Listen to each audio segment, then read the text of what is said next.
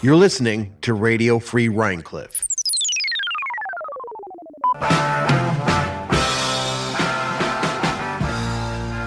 Hi, I'm Doug Wortell. And I'm Devon Irby. Welcome to Studio Property, the cinema podcast for people like you. This week we'll be discussing Klute from 1971, directed and produced by Alan J.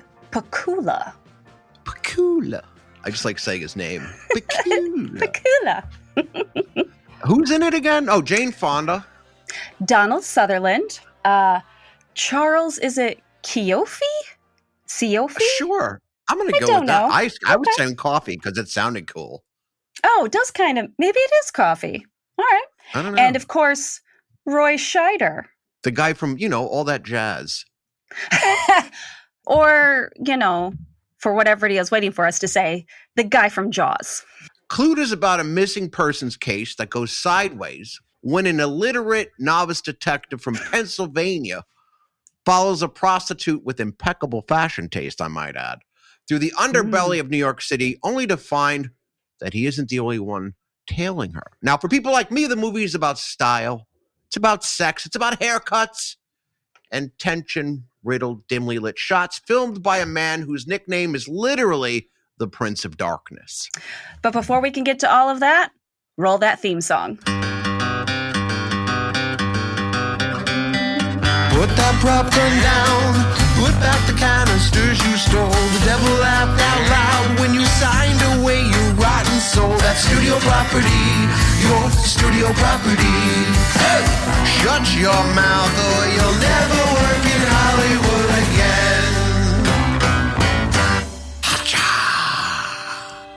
So where to begin, Devon? I guess at the beginning. I guess that's the most logical place to start.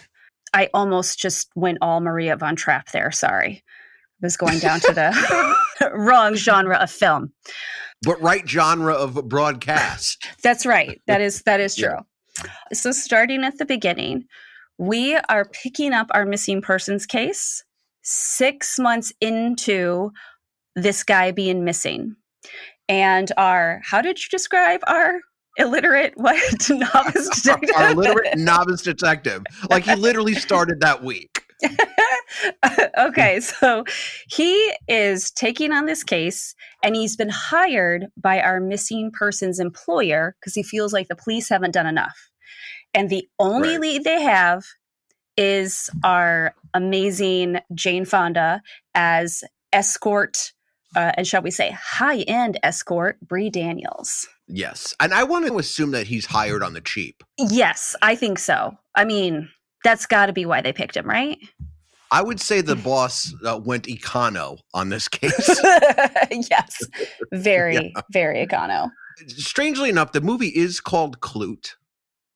But as you're going to learn very, very quickly, it has very little to do with the detective and more about our witness, played by Jane Fonda, who incidentally won an Oscar for this film. This was her first Best Actress win, I believe, because I think she's won twice. 18 films in. Yeah. 18, right. This is her 18th movie. Yeah.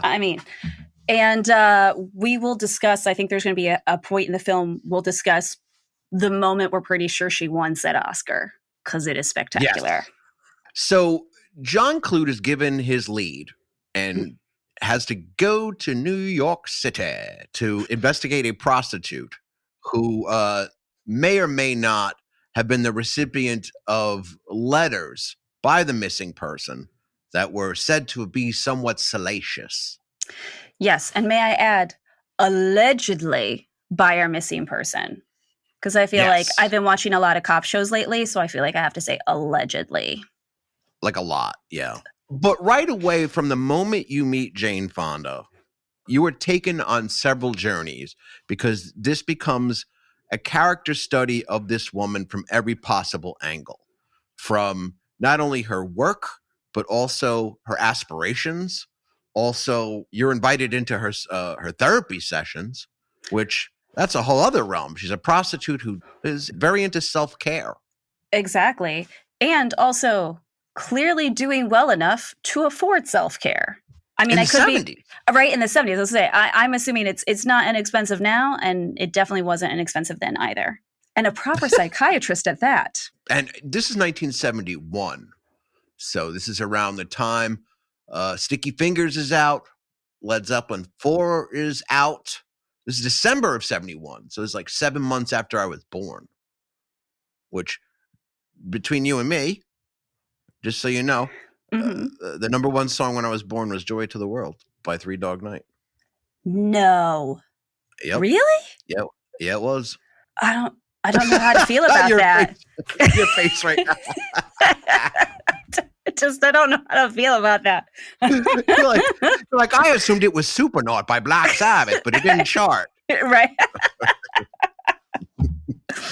Oh my gosh. All right. But yes, so that's where we set our scene is Klute has to now question this prostitute at her apartment.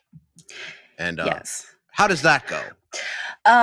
Initially, exactly how you'd expect, not well. Because again, watching too many cop shows. So we always know that the person on the receiving end of that detective conversation is never happy about it.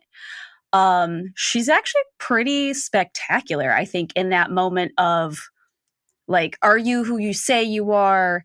I don't really have any reason to trust you. I think she's got a real sass about how she handles it, that first interaction, which I really enjoy.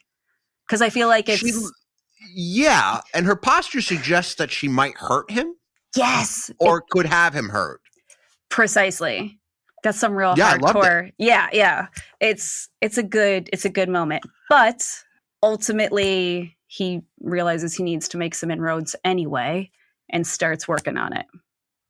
And by working on it, we mean begins renting the apartment downstairs from hers. Exactly. Which is so weird. As you do, which is so weird.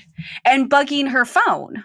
Yes. And is listening in from some sort of task scam reel-to-reel device as they did in the 70s. Yep. And the surveillance was all the rage in 1971 through 74, as we will learn as the show goes on. Exactly. Why was surveillance all the rage?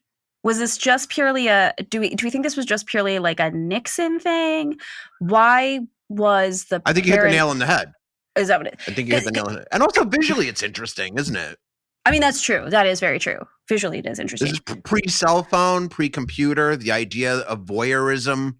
Yes. Before you could just look at somebody's profile. Mm-hmm. You know, like it's probably the audience kink to some extent. I would think so. At it yeah. Through the lens of today.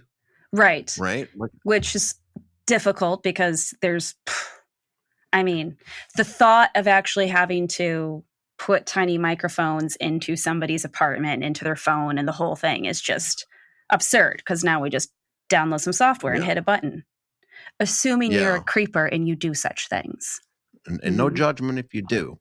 Oh, yeah. I mean, I guess we do have a responsibility to judge if you do and report you if we find out. But we don't know, so we're not judging you. Exactly. Anyway, welcome. So at one point, she hears a noise upstairs on her roof because she lives on the top floor of this walk-up.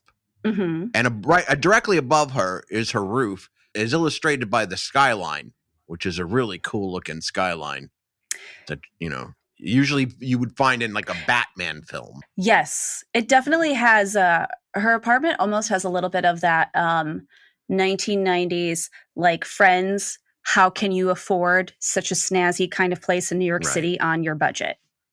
Which also then leads me to believe that she charges a decent amount for her services. But unlike Friends, this one feels, because of the cinematography, like it might be infested with roaches as opposed to just white people. True. Fair enough. So I would agree.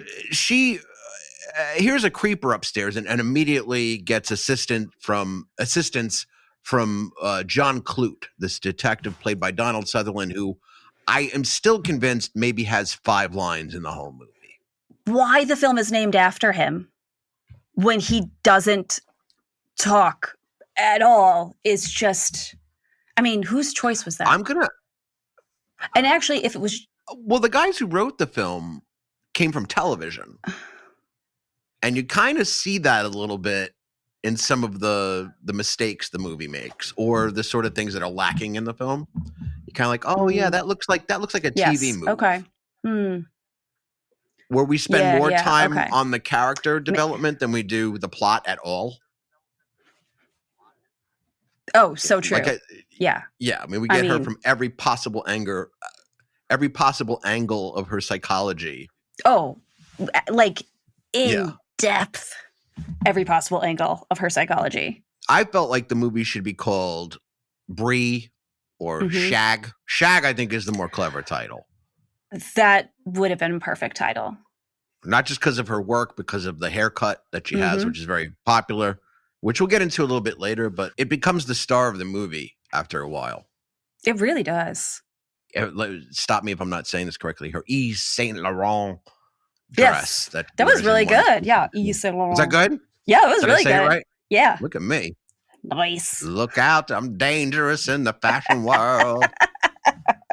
That's me clapping at the runway. So there's a certain feeling of paranoia that goes through the entire film. And it's really amped up in the beginning. And in a lot of dark shots. A lot of it takes place in the evening, which brings us back to the cinematographer whose name is Gordon Willis. Oh, right. Name. Yeah. Gordon Willis. He shot all 3 Godfather films. He did. I know he did a bunch of Woody Allen stuff, including like Annie Hall and Manhattan. He did Manhattan too. I mean, that's some solid street cred. Yeah. This is some sort of mumbling because it's like, well, those are great movies, but they're Woody Allen. So like, yeah. He shot Manhattan. Yeah. Kind of go into your high voice a little bit, like, oh yeah. Yeah. It gets all up in your nose. Yeah. So but he did those things, which are accomplishments. Indeed they are. So he's giving us this very dark vibe. Also, back to the television guys, there are some editing choices that build tension in a way I've not seen in many films, and I'm not sure it's intentional because they're choices that don't make any sense. For example, like you're suddenly at a location with no establishing shot, and then immediately from outdoors to close up indoors, you're already in the scene and then out. And this happens a few times in the film where you're like, whoa, but you're oddly looking over your own shoulder as it happens. Right. So it adds to that paranoid vibe because it's very jarring, the back and forth and the ending up in places you weren't expecting to end up, which sort of feels like what you're afraid is going to happen to our lovely escort Bree throughout the course of the film. Is she ultimately ending up in safe places? Because we don't feel like we are, the way we're jumping around. No. And another thing is that her psychology is thus that it feels like that's her thinking. Like that's the way she communicates.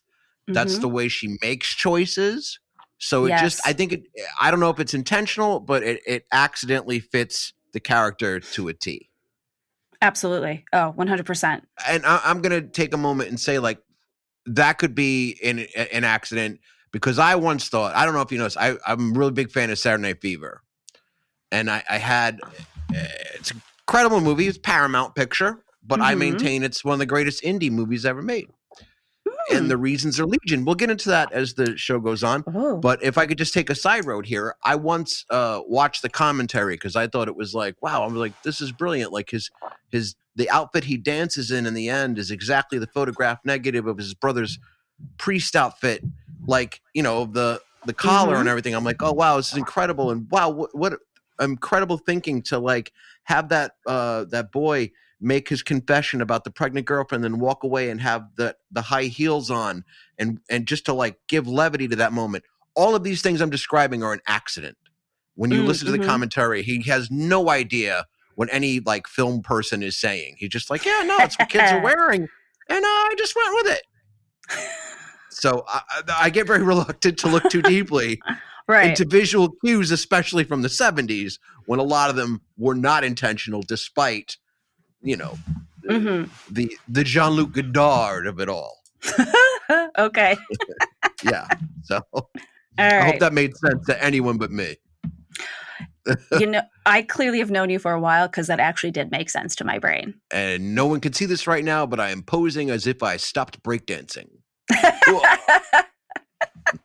So, okay. So where did we leave off?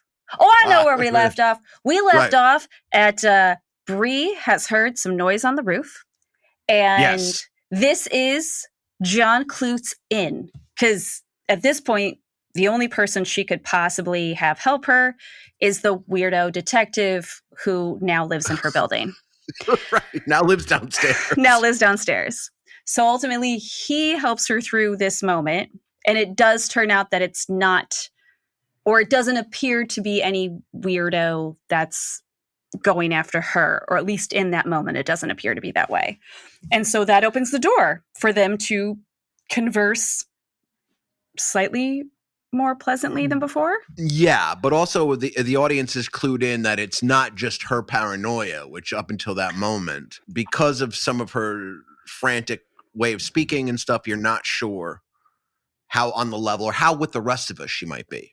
Right. Yeah, they do have that in. And now he's sort of like, he becomes slowly but surely like a safety blanket. Yes. To Bree.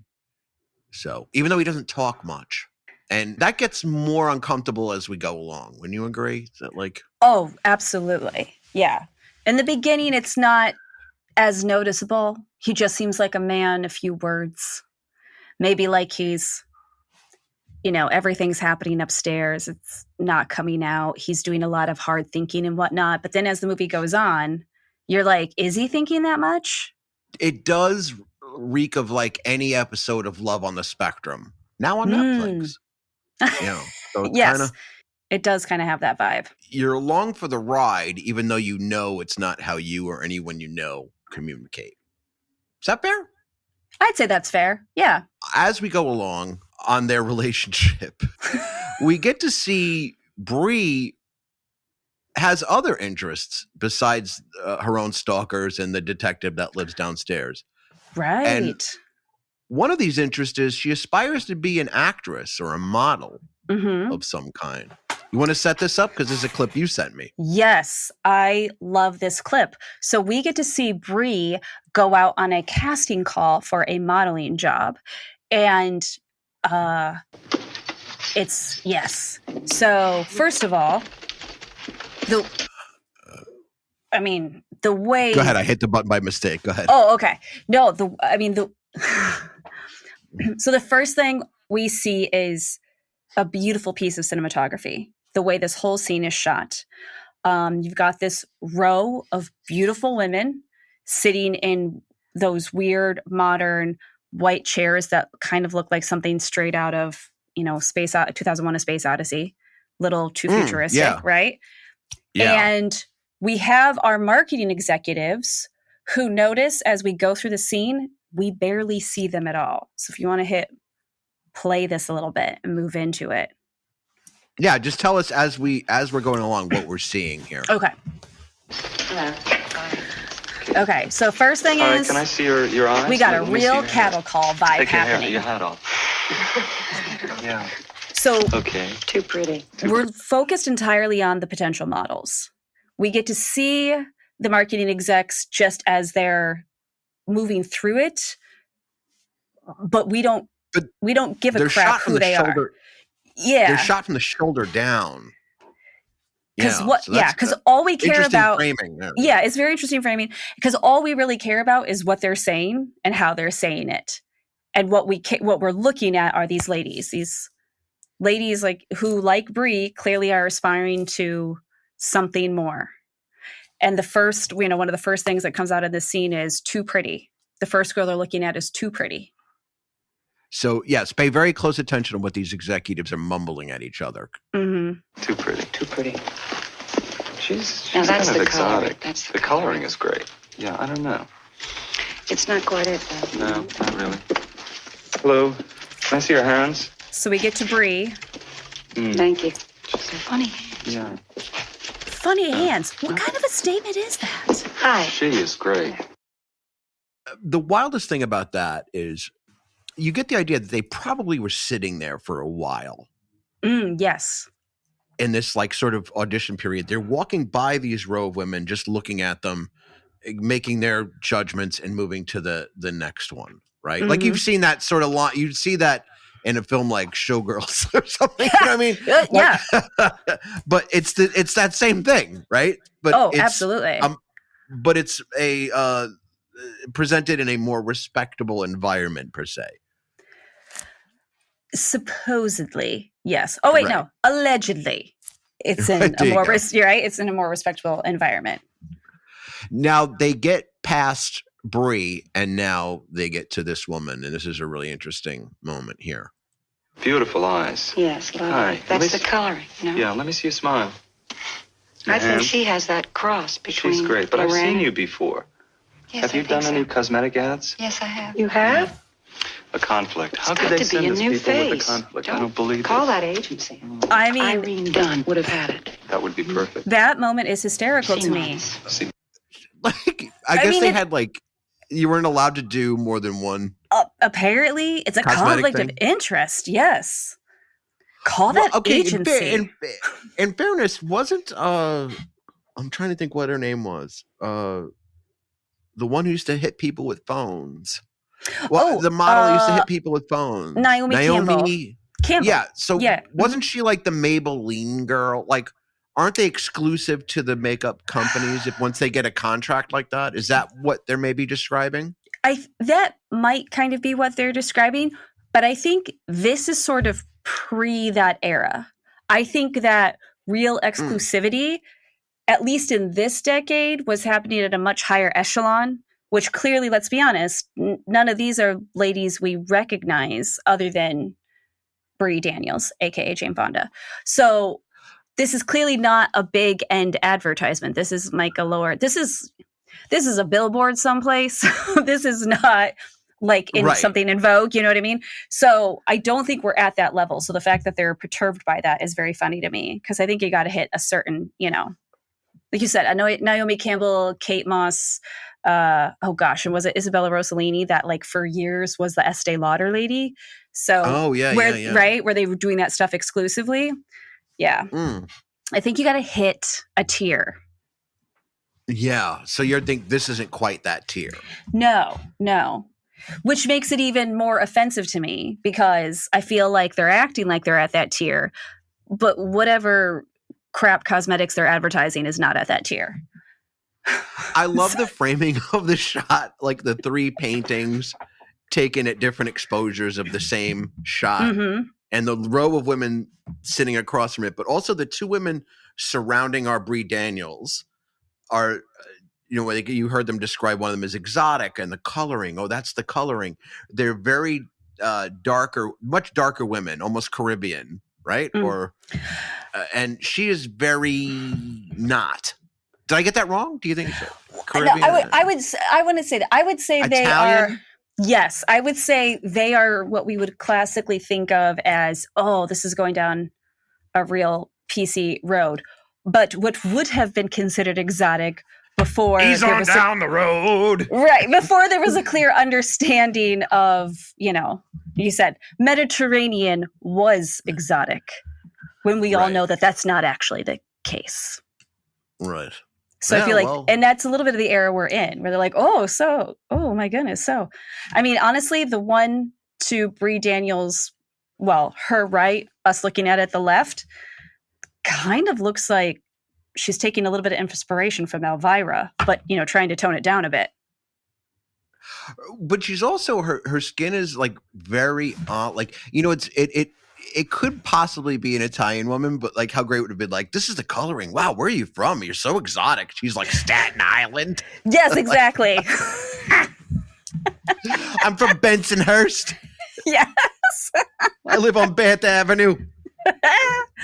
Yeah. Oh, no, yeah. We now know that lady's backstory. That is exactly what's going on right there.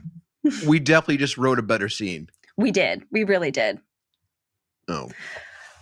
But so that was that.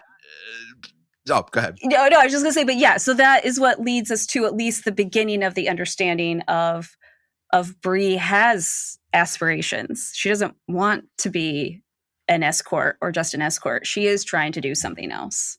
And this is kind of our first real glimpse into that. And the scene, does it, I'm wondering, it does pay off in the sense of like, it clues you in on the things she knows, especially when with another, a John, right? Mm-hmm, mm-hmm, like she is yeah. very aware of, like at one point she is on a job, prostituting, and but she doesn't have to actually physically do anything with the gentleman. She is just taking off this incredible dress, which becomes this like the iconic dress of Klute, which incidentally she wears, I think 20 years later at an Oscar ceremony, Jane Fonda. It is the Klute dress, but she takes it off and she starts talking about the Cannes Festival or the Cannes Festival. Right. And like all of a sudden she's like, you know, she's talking about filmmaking and that sort of thing. And it's a little bit of an introduction to a weird character. Right. Yeah. But character is the right word, because here we see, I feel like you see this potential modeling gig, and you realize she doesn't get to do the things she wants to do. Because ultimately, I mean, to a certain extent, is that not what modeling is, but also kind of a form of acting, right? You are essentially acting in a way, I would say. And so that's what she's trying to do. And so then later we get to see her with a John, and that's quite literally what she's doing. She's essentially telling this fantastic story, right? This very fanciful story that clearly can't be true.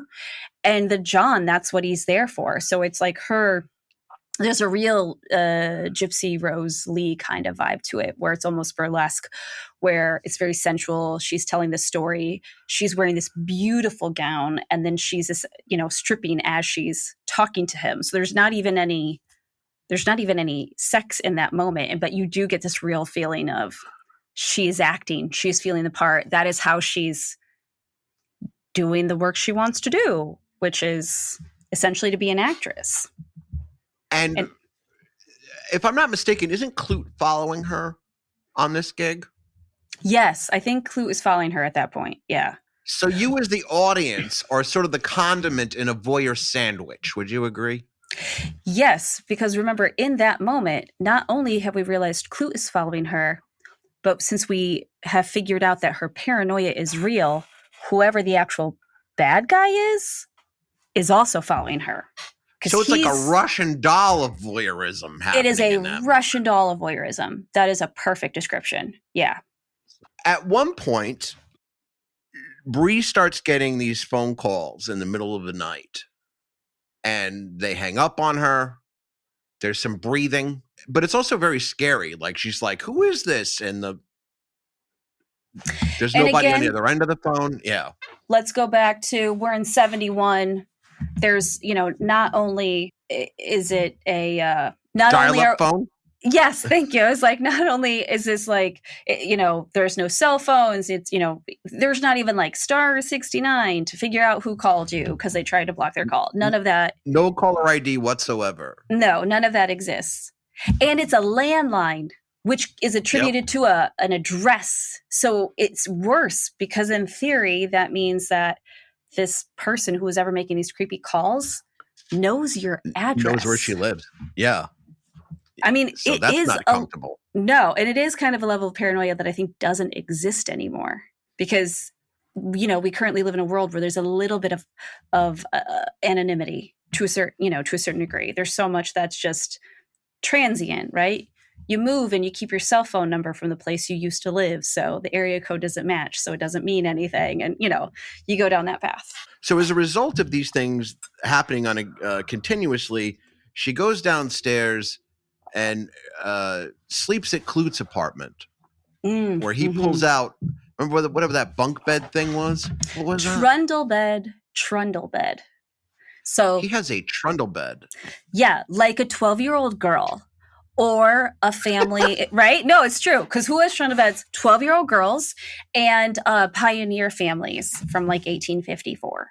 Because now, if you can imagine young Donald Sutherland, not not in the long sweater with his butt sticking out from Animal House, Donald Sutherland. We're talking about like he kind of looks like his son in Lost Boys without the mullet, right? Oh, yeah. Yes. I would say so. In like full-on Mike Brady dad pajamas, sleeping on a trundle bed. And they are hardcore Mike Brady dad pajamas. I mean, with like the collar and everything. Stripy collar. Oh, dear Lord. And he almost has a weird Frankenstein walk to the door, too. So... Yes, he does. He's not, my point is he's not oozing sexuality, right? Like Prince ain't coming to the door. No. No, it's just Franken Sutherland. It's just a guy named Klute. Oh. Who you've learned nothing about. And we can't stress this point enough. Like, the movie should be named after her. And because it's 71, and how women characters are regarded in 1971, the sequel would still be called Klute 2, Back in the Habit or something. Yes, it would. It really would. It's bizarre how the movie has, like, it's called Klute, and what you get from the main character, who the film is named after, is maybe 5 lines and some Mike Brady pajamas. But how about you walk us through what happens next, Evan? All right. So Bree is scared. So she comes down to Klute's apartment, asks if she can stay there. He is absurdly gentlemanly, says she can sleep in his bed. He will sleep on said trundle bed and pull it out, again, like a 12-year-old girl. Which initially they're in their own beds, and then she decides that maybe there should be a bit more. And so she decides to crawl into bed with him, and carnality ensues. I don't even think that's a word. It is now. And we're going to continue to use it until some English teacher implodes. But we're missing a step because the trundle with a U. The trundle bed has not been risen up to the height of the other bed per se. He's still on the floor. Yeah, well, so she's got to roll down like she's playing with her brother's bunk bed. Yes, but I mean that is a classic trundle bed situation where it just like rolls out and then they're like uneven. So she does have to kind of like hop off. It's a maneuver. She has to do a real maneuver and make a choice to hop into that bed with him. There's no graceful way. There's no sexy way to. She can't like slither down like Ka. No. Right? Like no, she just. No. In fact, it continues to add to the unsexiness of the moment because he's not sexy with his weird, awkward, no talkiness. The trundle bed isn't sexy. His pajamas aren't sexy. There's nothing sexy about essentially that sex scene at all. No, but we have a clip from that sex scene. Oh, okay. So you're going to talk us through this. Okay. All right. I'm still. Wait, one moment. I'm still stuck on the trundle bed thing for a second. Wait, isn't there a latch where the bed can pop up to the other height of the other bed? Or no? I mean, not if it's a classic trundle bed. No. If it's a classic trundle bed, no. It just rolls out essentially. As opposed to a cherry trundle bed. What do you mean? Like, well. No. Like, again, because I was once a 12-year-old girl and have slept in one of those. I mean, that is a classic, like, sleepover kind of situation. So it's like, if you, instead of having bunk beds, you've got just, like, one bed. Just imagine the bunk bed is just squeezed right in underneath and it just rolls right out. And it, usually doesn't pop up. It's usually stays a little lower. Oh, because I was thinking, like, why didn't he hit the switch and the thing pops up to the level of the other one and they shove them and make one big... All right, no, I don't know. Maybe I don't know. My trundle knowledge is remiss. Again, you were never a 12-year-old girl, so no. Oh, my angel. Here we go. Here's the scene. Oh, my angel. Wait a minute. That's not him. This is the client. This is the John. Not our John. This is not that scene. Oh, this is a different sex scene. This is a different sex scene. This is the one where we get like the real she's acting vibe because she checks her watch. Oh, yeah. Wait, hold on. Let's get this performance a little bit. Okay. Oh, my angel. Oh, my angel. And she's looking at her watch. Oh. Oh, my God. If I had a nickel. Brilliant. And then immediately the next shot is her at the bodega getting flowers. But yeah, so that's not, we don't have the sex scene with, we didn't pull that clip, but it's okay. I think we described it adequately. Honestly, I don't think anybody wants to see it if they haven't already seen it because it is so awkward. I mean, unless, dad pajamas is your kink. And again, we're not here to judge you. Nope, not at all. But the other moment from that scene that we haven't discussed is the fact that afterwards she treats the moment entirely transactional and then basically insults him and then kind of gets upset that he was insulted. Because what does she call him? She calls him a John, right? Doesn't she say like... She's like, you were a real tiger or something. She calls him like a tiger. Oh, right. Yeah. Which, I don't know, maybe in 1971... That was because I remember, there's a famous Spider-Man comic book where that's actually like a compliment, right? Really? She's like, you hit the jackpot, tiger. That's the. Oh. Yeah. Oh, I don't think it means the same thing. She meant it in like a sexual context. Yeah. I mean, because he's so awkward. And I have no better word. I know I've said that like 10 times, but he's so awkward. By tiger, she meant he was tranquilized at the zoo. That's exactly what she meant. So no wonder he was offended. She blatantly said to him, were you upset that I didn't come? I never do with a John. Right. Well, and of course, the other thing too is when she says that out loud, I'm like, girl, he didn't know. He didn't know at all because clearly he's very inexperienced, not just sexually, but as, he's only been on the job for a week as a detective. So he's new at everything. He's not really outgoing. He's pretty new at everything. He was probably just born out of like a pod, like 2 weeks before the movie happens, right? Oh, but for sure. No, so like, why in that moment? I felt so uncomfortable for him because I was like, he didn't approach her. She approached him. He was receptive, but he didn't make the move. And then afterwards, she's basically like, don't worry, weirdo. Nobody does it for me. And I'm like, he didn't know. He didn't know nothing was happening. Why, it's a very I have an weird explanation. moment. Oh, okay. I have an explanation. I feel like because she does talk about their physical relationship as it continues, she talks about it in therapy, right? And yes. She talks about how she's not used to joy coming from her body and however she words it. But like, you get the idea that she is intentionally right afterwards pushing him away immediately. Yes. She's putting boundaries up from herself, like afterward. That's fair. That's fair.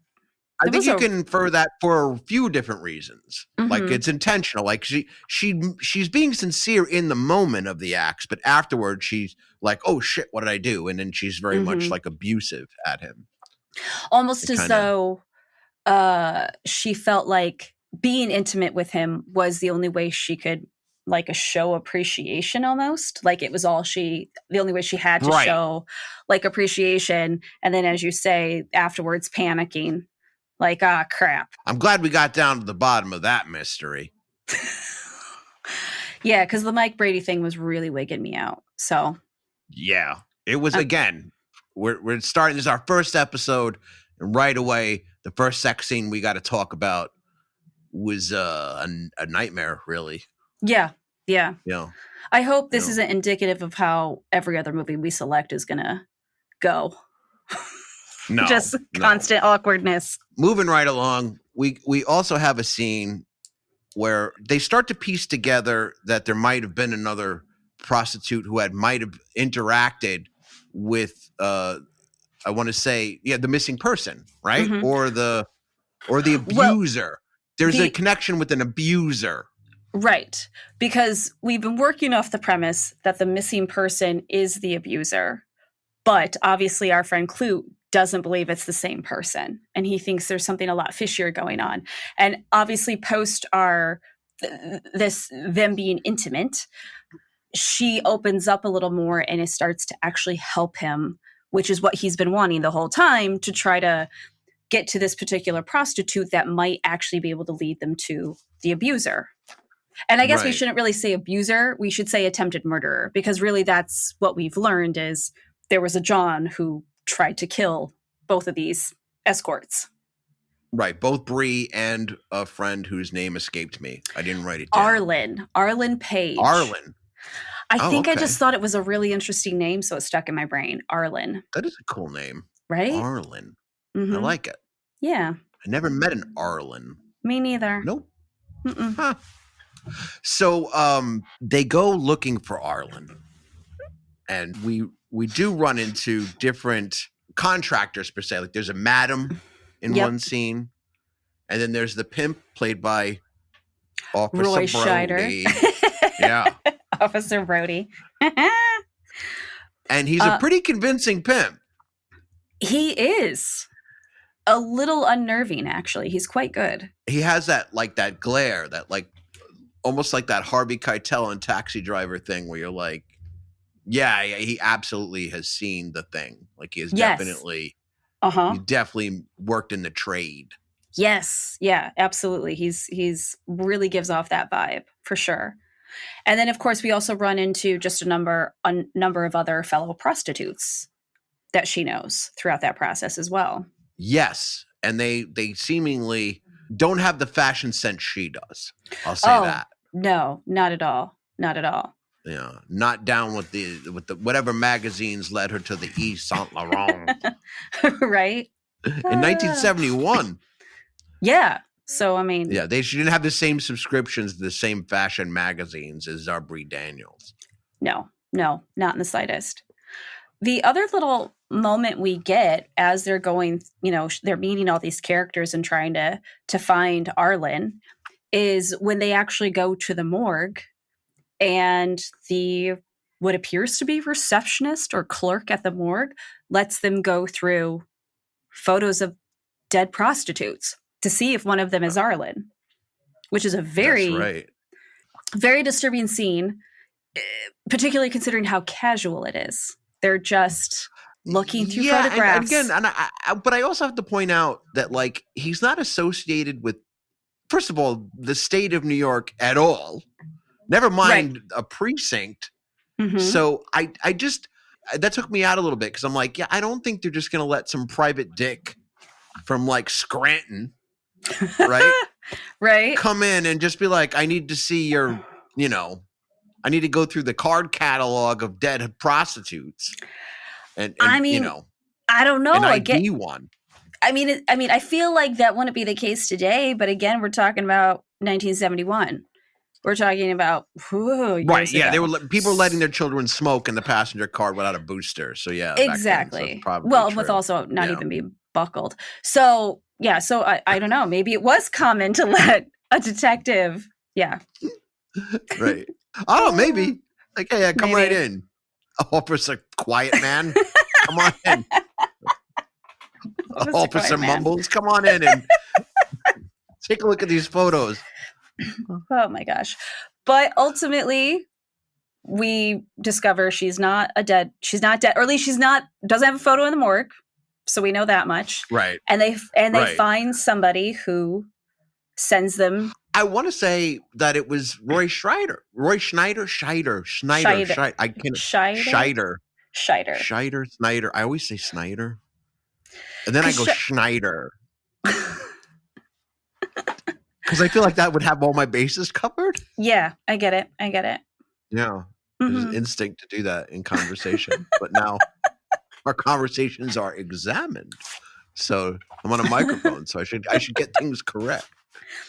I mean, maybe. So our friend Roy S. said to them that she's a junkie or something, right? Right. She's a junkie now, and she's got a junkie beau. So, which is good because you don't want to be a junkie alone. No, no, you don't. No. So Bree and Klute go to Arlen's walk up, and again, I can't stress this enough. Some of the cinematography in this film is next level. I mean, this guy cut his teeth on this film, and he took that shot from across the street on a rooftop. It's just an exterior of them walking in. It's one of the few establishing shots we get in the movie. True. And they're going up to the walk up. He takes the shot from across the street. And what's incredible is that, like, how run down the Lower East Side is in 1971. It looks like a city that's never going to return from whatever shape it's in. Mm-hmm. And to think, like, 71, 67, she was in Barefoot in the Park, Jane Fonda. Right. With Robert Redford, I think, right? And it's very uptown, very, Manhattan is a dream, Yeah. And this is not that. This is the slums of the Lower East Side, shot by the Prince of Darkness from a rooftop across the street, where you could see the watermarks on the building on the left peripheral. It is just a phenomenal shot that you get for maybe 7 seconds as they're going up that walk up, and it's incredible. And we get to a scene that I've never seen anything like in another film that I can remember, and that is where we meet Arlen. You want to walk us through that? Yeah. So initially, Arlen doesn't want to let them in, obviously. It's very evident very quickly that she and her beau are strung out, and they fully admit that they're waiting for their dealer to show up. And it's a very painful scene to watch Bree and Arlen, who clearly at some point did have an actual friendship. You don't know how much of a friendship, but I mean, these were two women who worked together. So there's something of a friendship that existed. And Bree's saying, we need your help. We need to know who that John was. We need you to give us a little something. And Arlen's just like, no, you got to go. Because if he shows up, if our dealer shows up and you're here, he will take off. And it's just this back and forth with Bree and Klute trying to get at least a little bit of info out of Arlen. And Arlen reluctantly finally giving in and giving them a little something. And then just being like, you need to go. And then, of course, what happens? Our guy shows up. The dealer shows up and sees John Klute, who, although Devon and I would agree, definitely not a cop. The dealer thought he might have been a cop. Right. And he flees immediately. And Arlen's boyfriend chases after him with Arlen. And he's not coming back. And go ahead, describe this, because this blew my mind.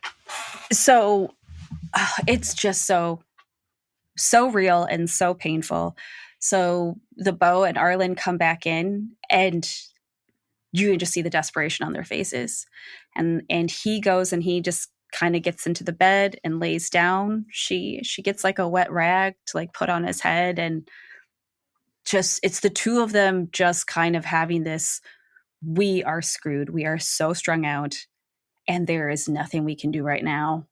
The one relief we had, the guy took off, and you can see they have nothing emotionally left to give Bree and Klute. They don't even have enough it almost appears to even really be angry.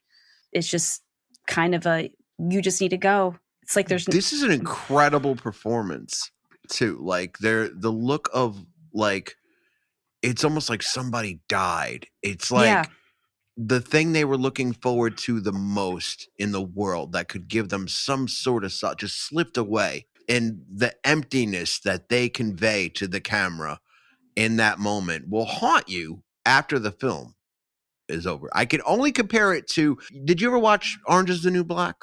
Yeah. Mm-hmm. Natasha Lyonne, in this one specific episode that sticks out to me more than any other, and it's the moment where she's just walking in the hallway with the other girls, and somebody palms her a bag of heroin. And, her character was an ex-junkie and got herself clean. And she does this all with a look that happens maybe a millisecond. She looks into her palm, and you could see, oh, wow, but also the death of myself. And, like, she just knows she's going to die. Like, she looks at it. She can't resist what's in her palm. She's excited about it. It's like somebody handed her like a cat corpse or something. Oh, The way she Oh. looks in her head, like somebody just palmed her like a dead cat. She just looks at it like, I'll never forget that as long as I live. And this is right there with that, like that kind of moment that I'll, never identify with, thank goodness, but also it's still haunting. And it's so interesting too that it's such a small part, right? It's not a big part. You only see Arlen like briefly, maybe one other time throughout the course of the film, because most of the film she is just the lady they are trying to find. And the actress is Dorothy Tristan, who quite frankly isn't a name any of us are going to know. So you have this kind of unknown woman who's barely in this film, who gives you this absolutely spectacular performance. Dorothy Tristan. And he does too. And the bow does too. And I don't even remember if the bow has a name, to be honest. And I feel like I'm being nice by calling him the bow, because we just know that, he's her fellow junkie boyfriend. I'm just looking at something. She was born in 1934. Really? Isn't that wild? Yeah. That is wild. Is she still alive? She passed away in January of last year. I feel like we've recorded our Klute episode at exactly the wrong moment, because we could have had Dorothy Tristan and we could have asked her about the amazingness of this random small performance. Oh, but you know what? But I didn't tell you that. I'm at the station studio at the moment, right? Mm-hmm. And there's a phone line here that goes off. I'm not answering because we're new. I don't know. Yeah. I see the light going on, right? Yeah. But there's that line, and then there's this other line. I think this is where I can like do an outgoing intercom thing to the front. Yeah. Oh, okay. So I'm gonna wire that to my Ouija board. Oh. Yeah. So I'm saying that like maybe we can get Dorothy on the show. Okay. Inevitably. I'm sure there's some permissions or something I need to ask for. Okay. But, yeah. Oh, yeah. That would be great, because I want to know. I really feel like we need to talk to her. So. Yeah. Well, I mean, as soon as I get that done, like as soon as I figure out the logistics of that, then I think that should be our first guest from the Beyond. Okay. But anyway, Bree and Klute are driving away from this scene. Bree is just really shook up about what's happened. And she gets out of the car, and we find her in a disco. I'm not misremembering that, right? Like she just suddenly she's just suddenly in a disco. And I mean, it's 71, so it's an actual disco. In the daytime. It wasn't nighttime when they were driving. No, it wasn't. It wasn't. But then she wanders into like a disco matinee of sorts. Right. And it's a little hard and heavy in that disco, considering it's not, 2 a.m. It's a little unnerving. The disco's a little intense. Yeah, to your point, it looks like it's the end of the night. Yeah. She starts making out with a guy for no reason. She's sweating heavily because suddenly we learn she's strung out. And there was no indicator of this up until that moment in the film at all, right? Like there was just... No, other than her little like post-work pot seemed to be the only inkling we got that she had any other real habits. We don't even really see her drink any alcohol throughout the course of the film. Just a little occasional like post-work pot zen time. Yeah, it makes this moment that much more intense and weird. Yeah. So are we to assume that like a lot of time has passed? Has she like hopped out of the car, gone into a disco, and clearly she's gotten high, and that we're catching her hours later by the time we see her again and she's clearly strung out? I don't think it's communicated well at all in that moment. Not even by the standards of 1971. She just suddenly, bam, she's there. And that felt like a television edit. Yes, it did. And of course, our disco is where she runs into creepy, gross pimp Roy Scheider again. Oh, but I also have to point out on the way to Roy S., she passes Candy Darling, who is a very famous transgender actress. One of the greatest American recordings. One of the most beautiful songs ever written is about Candy Darling, and it's called Candy Says by the Velvet Underground. If you've never heard it, stop this right now. I'd rather you stop this show and check that out because it's that impactful. But Candy Darling had a cameo. She's one of Andy Warhol's starlets from back in that day. And she had a cameo. So Jane Fonda walked by Candy Darling and into the lap or next to Roy S. And he puts his arm around her and he just looks like King Lion in that moment. Yes. And he's just sort of petting her, the side of her head while he's thumbing the back of her neck, but petting the side of her face. It's all very pimpy. Super pimpy and very gross. Her inability to process what, the interaction that really was the result of that amazing scene with Arlen just before that. Now, I'm going to get into the shag haircut around here, right? Because this is where we start, from here on out, we start to get a lot of the iconic moments that define the film. Like if you've ever seen a trailer of it, or if there's ever a scene of Klute played in a TCM highlight reel, that shag haircut is featured prominently. It was 1971, right? So the shag haircut, it's the haircut that Joan Jett has. It's the haircut David Bowie had. There's different versions of it. Like the David Cassidy had a version of the shag haircut, but the shag haircut has these sort of wisps at the bottom that it's not a mullet as much as a clumsily spilled fountain out of the back of your head.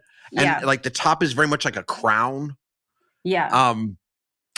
So Jane Fonda got that haircut in real life. That's not for the film. She got that haircut right before shooting because she was coming off of a divorce from her ex-husband, who was a very famous French director who very intentionally wanted to mold her into his ex-wife. He was really trying to make her like Brigitte Bardot, right? Which is how we get Barbarella. He was the director on Barbarella, and she's essentially Brigitte Bardot in Barbarella, right? So really, this haircut is your classic penultimate breakup haircut. That's what it is, right? That is exactly what it is. It is your classic breakup haircut. She just happened to get an amazing breakup haircut. Tell us more about it. She went all the way to St. Mark's Place to get it from the guy who created that haircut. That's what I'm talking about. That man's name was Paul McGregor, and I'm just going to get into him for a moment because he has a very interesting story. And now that we have an Instagram, I'm going to put up a photo of him because because you must see this magical person. So Paul McGregor was a truck driver and a longshoreman, but also a hairstylist. And he opened up, after visiting St. Mark's Place once, he felt sort of the power of that neighborhood and the creativity. And he opened up a hair salon there and created this haircut. And it took off like wildfire. Every celebrities just kept different variations of it. It evolved and became its own thing. And before he knew it, he had 10 locations of this hair salon all over the country, right? But this guy's a very creative person. He got bored very quickly, so he decided to close the shop and then turn it into the world's smallest roller disco. And that ran successfully for 2 years until a kid broke his arm in it. He was sued for $1 million, but never got insurance, so paid $12,000 in a settlement. Oh, yeah, no, I went down a rabbit hole with this. I love the story. So he decides he's going to turn it into a bar, but then bar fights start happening immediately in the summertime. So he's like, you know what? Screw this noise. I'm going to turn it into a gay bar because gays don't fight. And it famously becomes the boy bar on St. Mark's Place. And there's it's the sort of the sister bar to the Pyramid Club. If you're from New York, you know what that is. Boy Bar is also where RuPaul, Lady Bunny, and all the drag queens from that ilk get their start. That's ground zero for everything that you see in pop culture to this day. It comes out of his bar, Boy Bar. So I just thought that was a pretty incredible story. So you should read more about Boy Bar, because there's some wild things, but incredible pop culture history comes out of that one building. It is fascinating. I mean, that's a jack of all trades right there. A longshoreman. What is a longshoreman actually? What is a longshoreman? I've heard it so much that I know they're away for like 3 months at a clip, but I don't know exactly what they do. I assume, are they fishermen? Something like that. I am assuming somebody's going to be listening to this and be very annoyed that we don't know the answer, but we apologize. But like, I don't even know what that is. I mean, somebody's screaming into their speaker, "You both have phones. You can look this up." Yes, we could. You can even edit it for time. But now that we're here, now I'm just like, no, you know what? No, now we're here. Yeah, we're not going to do it. We're just going to sit in the mystery, because it is a truck driver / longshoreman / I've invented one of the most renowned haircuts ever, and then gave like the best breakup haircut ever because of it. And also, Devon and I feel very comfortable sitting in the bubble of curiosity. We do. And wonder. Yeah, I like wonder. It's good. So, what happens after this? After this, our movie takes a very interesting turn, because this whole time, because we are getting towards the climax of the film, right? So this whole time we've been just really in this really interesting character-driven film.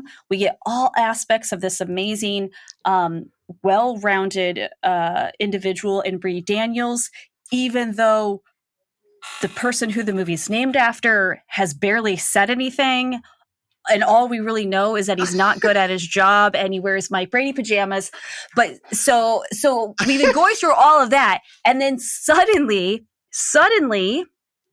we discover that he has access to essentially a I want to say handwriting expert, but not a handwriting expert, but like somebody who like can compare typewriter stuff. Like what would the modern equivalent of that be? Like being able to an compare actual detective. Yes. You remember some of the notes he's writing himself are like, "Do you think it's that guy?" ?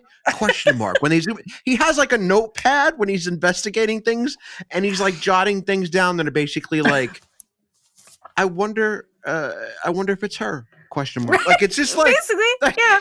Like there's no string theory going on, nothing. You just right, no, nothing. Yeah. So all of that, and then suddenly we hit the jackpot, because our mystery man who is missing, who we don't know at all, we discovered that the letter that was found in his office that made everybody think that he was the one that tried to murder these prostitutes in the first place, that he didn't type that letter, because it wasn't done on his typewriter. So now Klute has started secretly getting samples from other typewriters in the office to figure out who typed the letter. And what do we find out?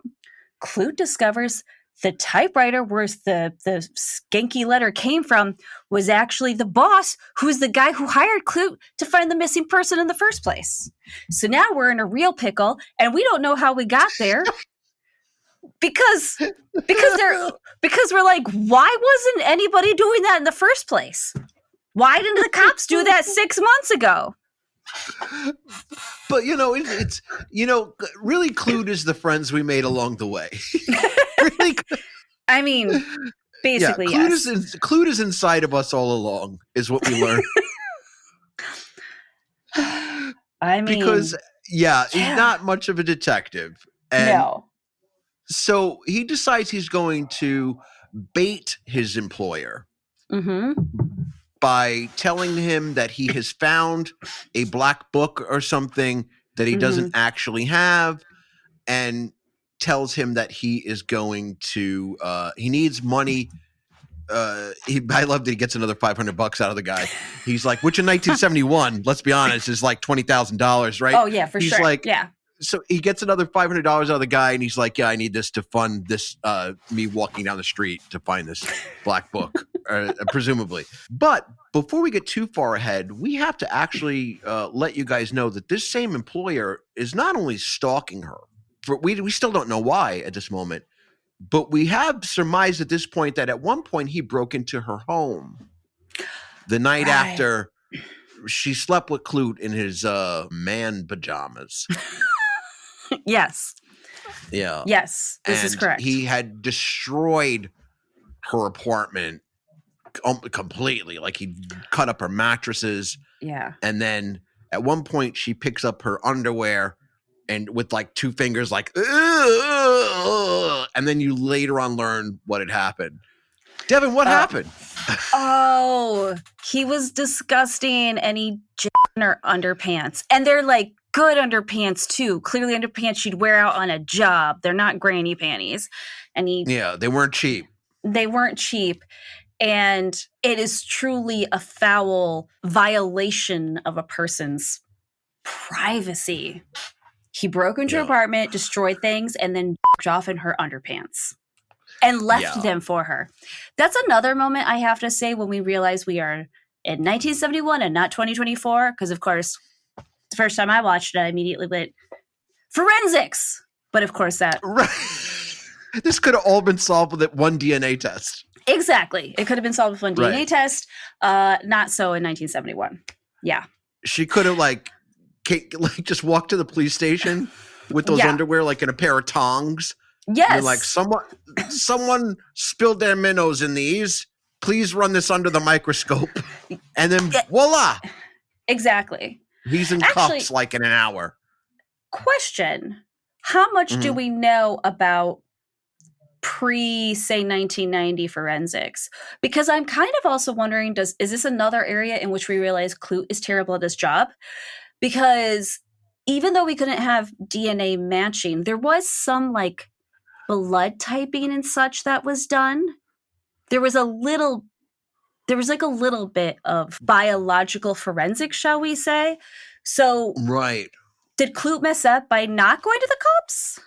Well, you would think if he had his own practice, he would have by then like contracted a lab, right? Right. They become sort of a regular of like, you know how businesses are. They, you scratch your back and I'll give you these soiled underpants to look at for me. Like, you know what I mean? Like, yeah. So like bad business. He's bad at business as well. He's a terrible detective. Job. Yeah. He didn't even have like a great office like the noir cops. Right. Like, it was Friday, middle of the night. I had this dame walked in with a case, but I knew what she really wanted. Pizza. No, you're absolutely right. Yeah. Because you gotta, a good detective also has to have a bottom drawer that he opens. A glass door. And a drawer in his desk, a bottom drawer where he always pulls out a dirty glass and a bottle of whiskey. None of that happens in this film. Nothing. Klute does none of those things. But again, if there's a sequel, it would be named after him. Yep. No doubt. No doubt. The 70s were gross. But, so what happens is he does bait the gentleman. Mm-hmm. And Bree ends up being confronted by him first. And we should probably throw in that before Bree is confronted by our bad guy, she does try to go see her psychiatrist. Right. So she's having a little bit of a, this is crazy. They figured out who it is. I now know the identity, or I think we know the identity of a man who tried to kill me.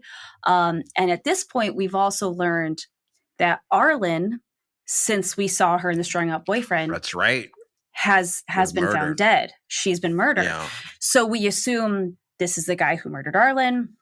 He tried to murder Bree. So poor Bree can't get in to see the psychiatrist. So what does she do? She goes to see her old gentleman friend, who she stripped for earlier in the film.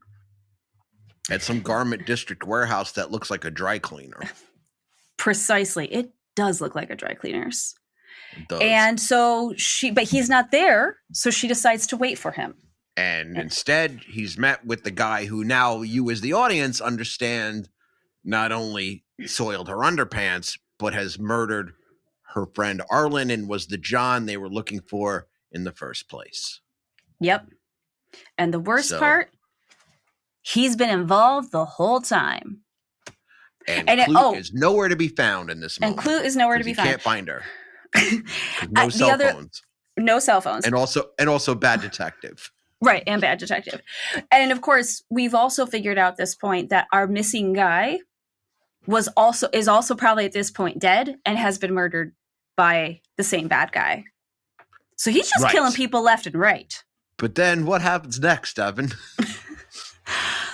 Well, in some amazing cinematography, and as you said earlier, definitely shot by the Prince of Darkness, our bad guy startles Bree in the weird dry cleaning garment district building. And they go and sit in an office in the building. And he pulls out, please describe the tape recorder, essentially, that he pulls out. Let me see. It's almost like a little mini reel-to-reel tape, too. I know they used to make cassettes like that back in the day, but this is literally a mini reel-to-reel. It's amazing. That thing is spectacular. And it's like pocket-sized. It's teeny-weeny.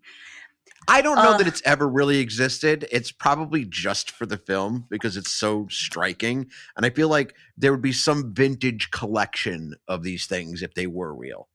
Yeah. I still collect records, right? Like I would have one of these things had I seen one at like any hobbyist store or any like even antique shop.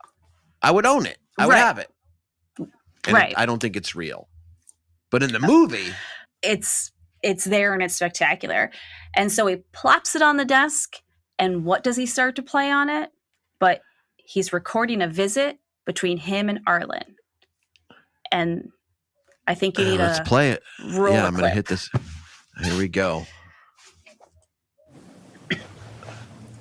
He just pulling out the cassette. Yeah, look at that thing. It's amazing. He's just pulling out, and it has like a little remote control switch too, and it's rolling this thing. I mean, it practically looks like it's on a lithium battery. Oh, here we go.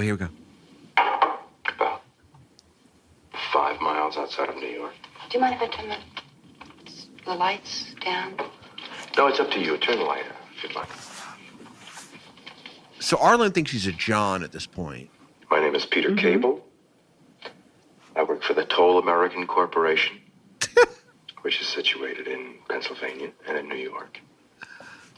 Obviously, I would not be telling you these things if my intentions weren't honorable. Okay. Why would you give your real name and where you work on a tape that, as you will learn, has a murder on it? Like, if I'm killing someone, I'm not saying like, "Hi, my name is Doug.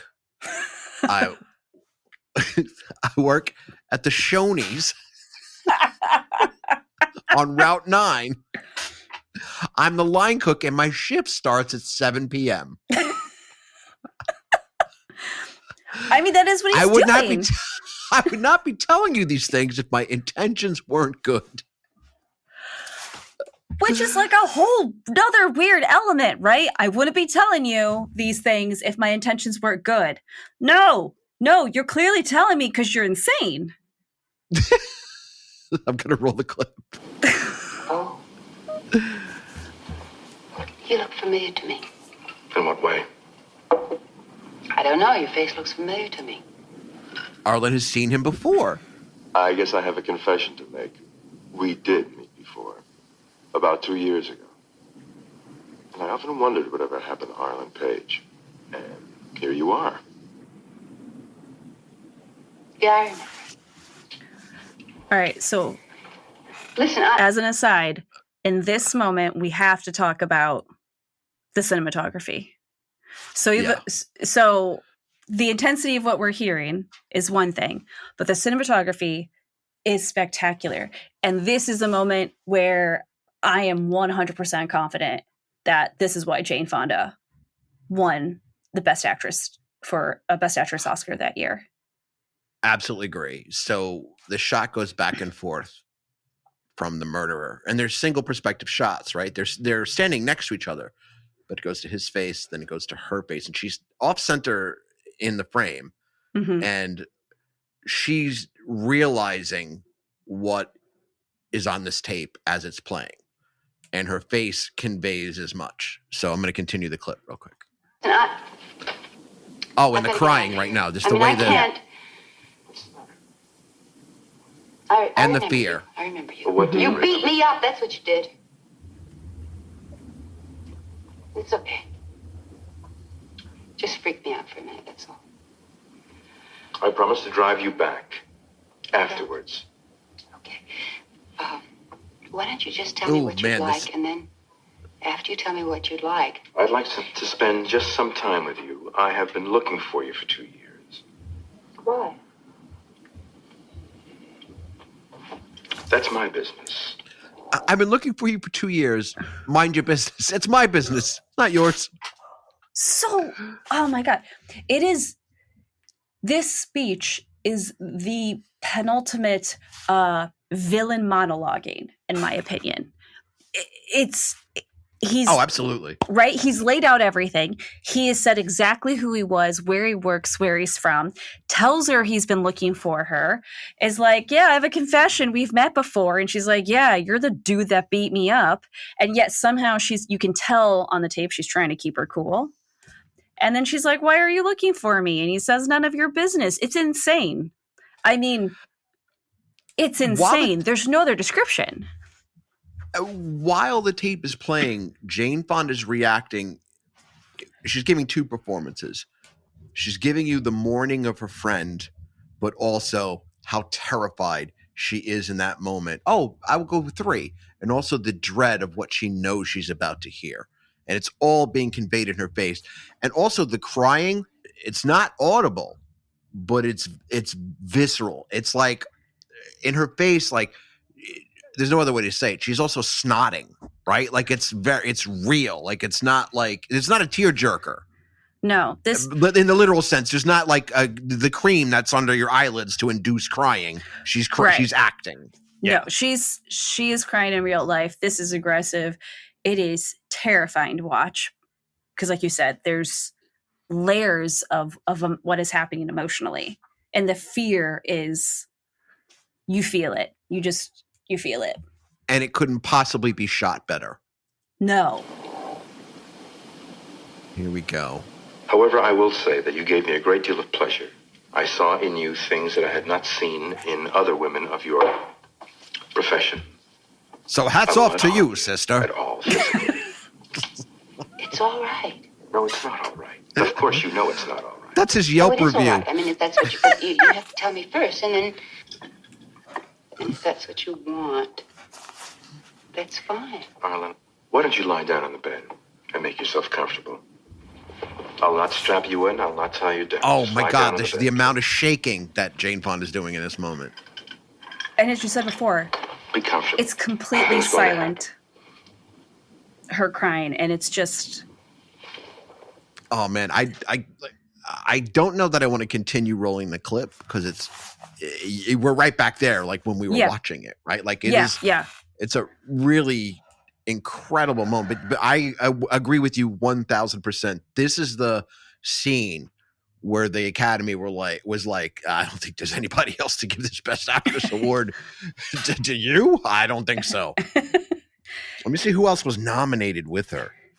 Ooh, solid question. Because she's my God. I mean, I also have to say that I'm of an age too where, if Jane Fonda was discussed in my family, when I was a teenager, she was never brought up as an actress. She was always brought up as an activist. And I have to say, that we'll definitely get to that. Yeah. Yeah. And we're definitely going to spend some time there. And her in this moment, for me, was very much that's right.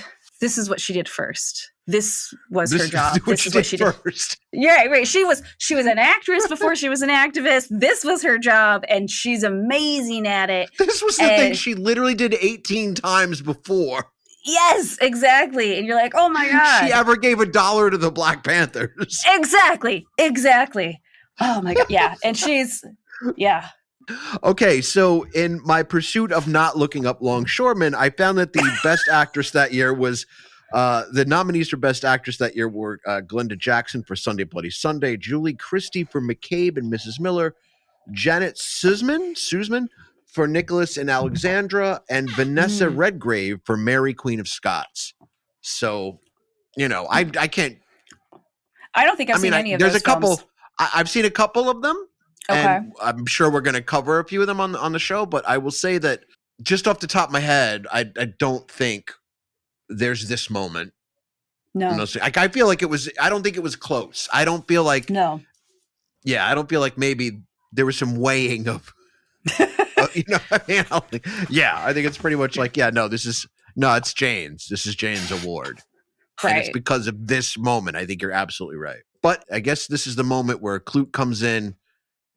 Swoops in. We're not sure how he. We don't. Yeah. How does he know where she is? We're not sure. Wait, does Jean Stapleton tell him? Because I know she makes a cameo. Edith Bunker. That's right. Edith Bunker was the secretary in this weird dry cleaning looking garment district warehouse building.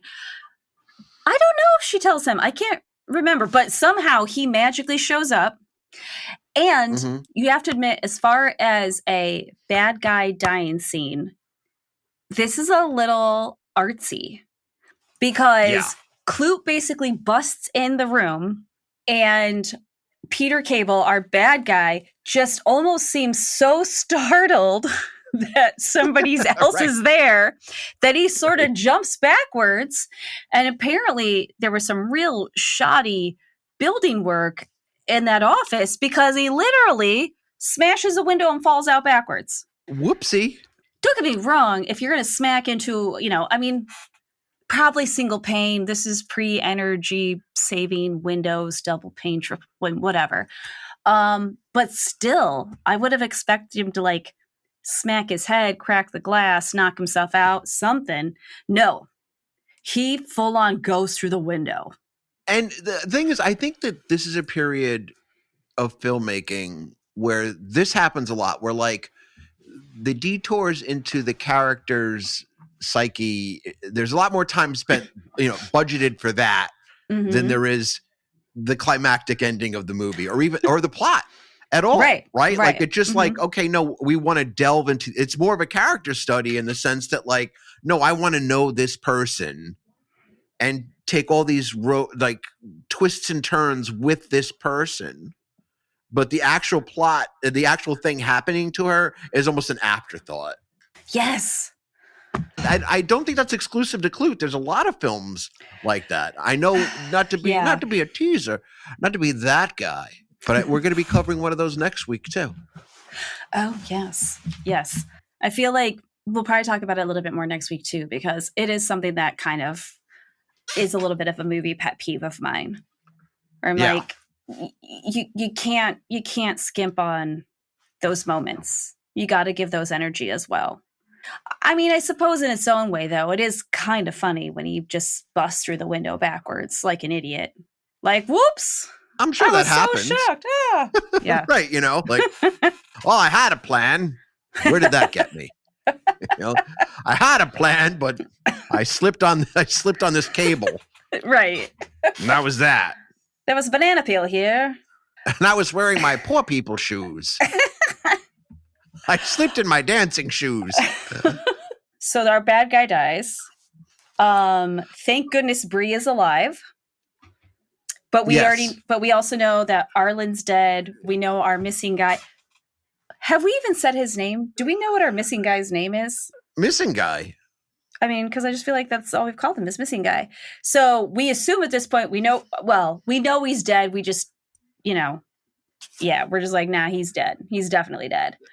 So now Klute has to go back home, which I believe missing guy was a resident of Pennsylvania as well.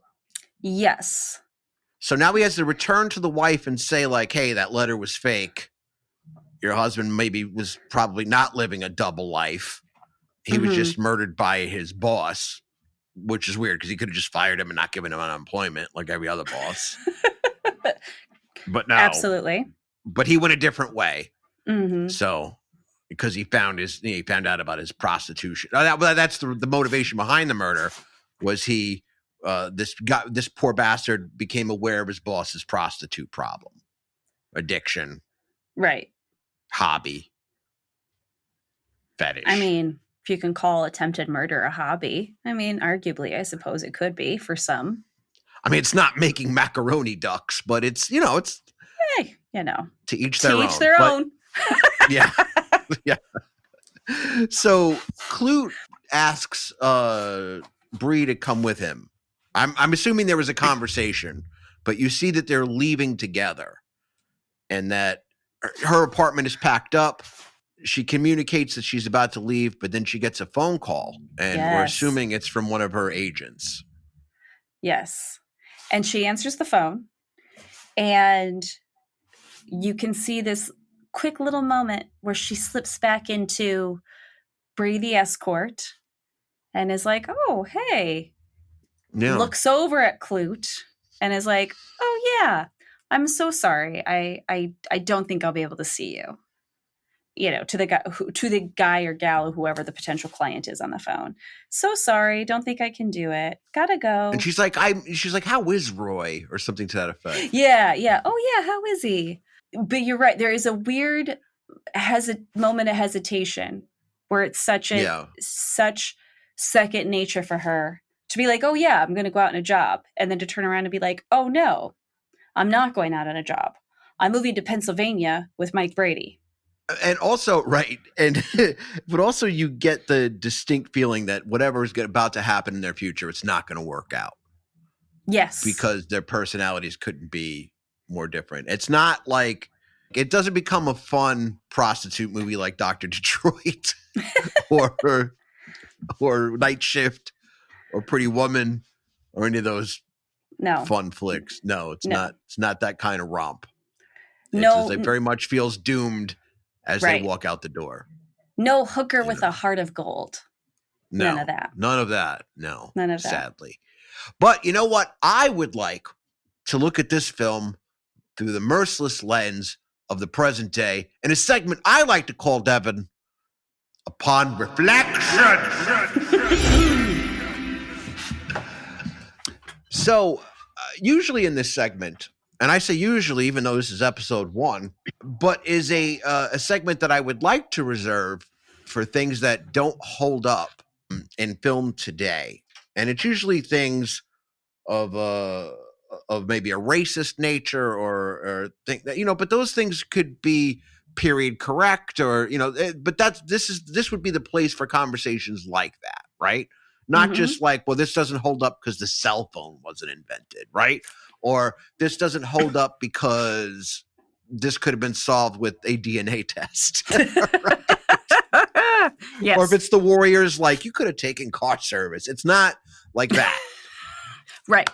What I would like to point out is something you brought up earlier is Jane Fonda in this moment with that haircut. And yes, those same clothes, because she walked off the set with a lot of them, become the iconic photos or the iconic look seen in the photos during the height of her activism. Because right here is the ground zero of her activism. While she's filming Klute, the Cambodia bombing is outed. A month after she's cast, Kent State happens. So these are all the things that are informing who she becomes as a person fresh out of her divorce as well, right? So she becomes someone who takes up the cause of the Black Panthers, very much famously against the Vietnam War. And I know that you could speak to that a little bit as well. Oh, yeah, for sure. I would say we both definitely, I think, grew up in that era where we come from families where we weren't old enough to know about these things when they happened, but when they were discussed in our households after the fact, because I think we both came from very politically active families, these types of things were discussed. And when they were discussed, literally, I remember as a teenager, her being referred to as Hanoi Jane. I mean, that's, and for said me, with the most contempt that one yes. can convey Yeah. with their face. Like, right. You know, and also feeling like I wasn't allowed to enjoy 9 to 5, you know, even though I'm like, I'm a young lady. I like some girls as if kicking butt. as if a third of that equation was somehow poisoned. Yes, as if a third of that equation was somehow poisoned. Exactly. Like, you really shouldn't watch that. No, I think it's fine. But yeah, very much, you're right. As she's coming into this movie, as she's filming this, she's having these big changes in her life. There's actually a fantastic interview from a few years back where she talks about the filming of Klute. And one of the things she discusses is that post her divorce, she had gone to India kind of on a sabbatical, and actually said, I came back, it was like the beginning of me being radicalized. And that's when I came back. And shooting this was right when she was truly starting to become a feminist, and how much that helped play into and give weight to her character and how she acted the part. But as you said, then also became the lady that was called Hanoi Jane in my household. Now, here's the thing. A lot of younger people would have no context for this, because I know that you think your weird uncle hates people like AOC. I know you think your weird uncle could muster up some pretty hateful words about Nancy Pelosi. The hatred for Jane Fonda was generational. Like, it was something you handed down to your children. Like, it was something like her name was said with a contempt you can't even muster in your own. Like, all the acting school in the world, you cannot muster the contempt that some of our relatives has said her name with. And I can't stress that enough.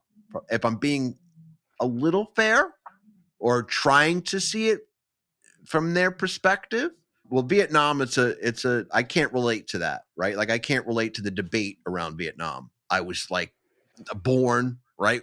When it started, Right. I was like 3 when it's, was over. Like, my biological father was there, right? Mhm. He typed in Vietnam, but he typed bravely. But Sorry. but true story. Like, when he types, like, I could hear the CCR song playing in the background. But like, I mean, I know he does in his head, but you got to remember, not only was she an actress, she's the daughter of Henry Fonda. She was seen as what we would call today a Nepo baby, right? Like, Right. someone who was handed her career. And all of a sudden, this actress, this rich person, is now taking up these causes. At the same time, I think it's around the same time the essay that Thomas Wolfe writes in the New Yorker comes out, and it's called Radical Chic. And it's a wild thing. So what happens is there's a party by Leonard Bernstein, throws a party, but it's a fundraiser for the Black Panthers. And Thomas Wolfe, who is a Southern gentleman who I believe he went to Yale, is a very satirical writer, brilliant beyond belief, brilliant writer. Begins writing for the New Yorker. He catches word of this party and sneaks in and reports what he sees. Now, if you are of a certain political, if you're sitting on one side of the political fence, this could be seen as the ground zero or the origin or the outbreak monkey of the story of like the Hollywood liberal elite, right? Mhm. Because now they're raising money for Black Panthers. But they needed money, and like, it's kind of wild, because like the Black Panthers were also fighting for civil rights, so it's like it's one of those things that lands in a really weird area when you try to see it from all sides, right? Where you're like, who's this rich person thinks she is? Well, she's actually helping the cause of civil rights is who she is. But you could definitely understand the prejudice about her, though I would argue that in 1971, and I think it's probably still very true today, I don't think the same criticisms would be levied at an actor like man. Right? Oh, agreed. Absolutely. So, yeah, definitely agree there. If I'm looking through that lens, when I'm thinking about Klute, I'm thinking about today's climate, but also the climate of that period, which you can draw parallels from, you can make comparisons to. I think that history is baked in the cake of the film, as well as, what the film is, that the paranoia of that time is baked into the film, and you didn't necessarily need scenes with surveillance to capture that. Absolutely.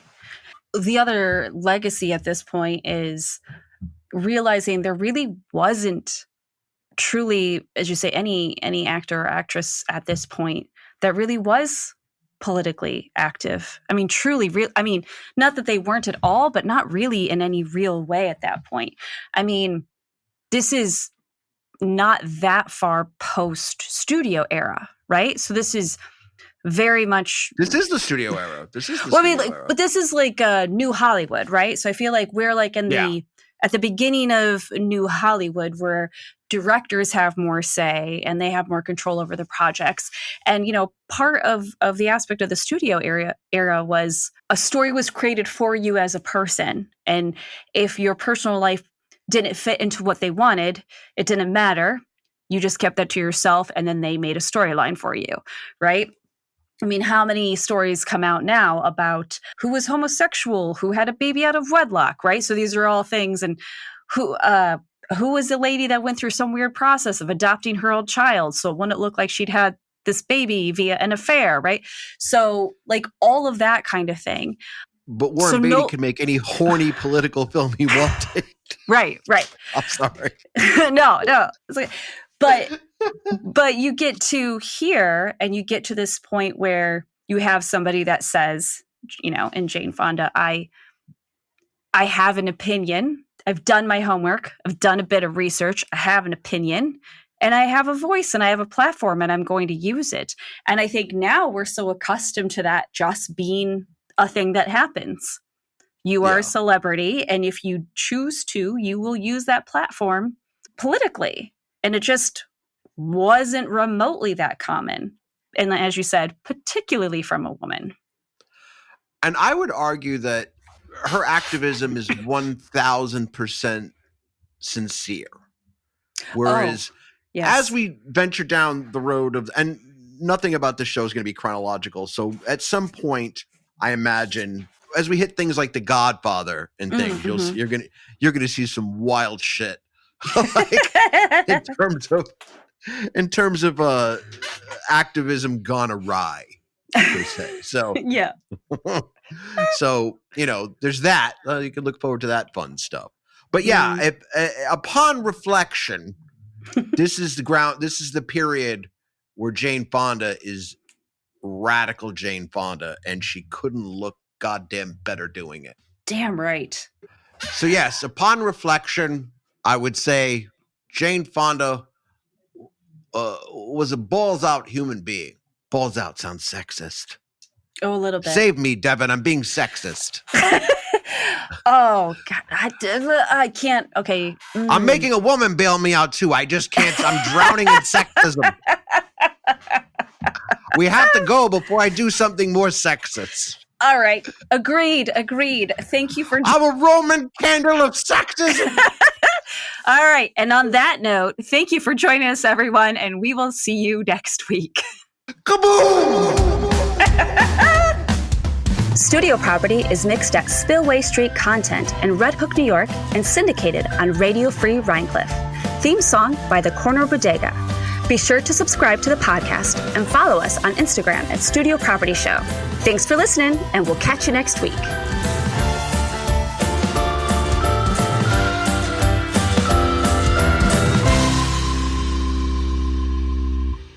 Spillway Street.